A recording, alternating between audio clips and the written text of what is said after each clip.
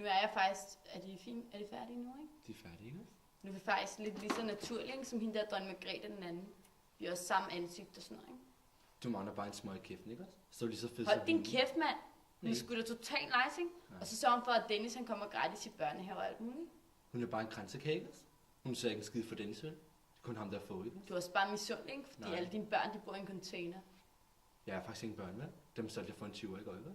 Men faktisk, ikke? Så dronning Margrethes børn mindst 100 kroner hver, ikke? Og også, hvis man er sådan lidt tyk, ikke? Skal man tænke sig til, så kan det være smart at være kongelig og gå i de der store kjoler, ikke? Så kan man så ikke se, at man er tyk, ikke? Det er jo ligesom ham, hende der Margrethes mand, ikke også? Prins Henrik, ikke også? Der står egentlig også, at hun blev født i 1940, ikke? På Analborg, så er man alligevel ret gammel. Der står Amalienborg, ikke også? Amalienborg. Ja, Amalienborg, mand. Amalienborg, ikke også? Hun har også været i Færøerne, ikke? For at være sådan lidt godmild, ikke? Det er sådan noget, man gør, når man er ved at blive gammel. Når hun er ved at dø, ikke også? Du er altid så negativ, mand. Tænk på hendes søn, ikke? Han er faktisk yngre end dig, ikke? Det er så kronprins Frederik, ikke også? Han dør inden for et år, ikke også? Det skulle da ham, der var bamser, ikke?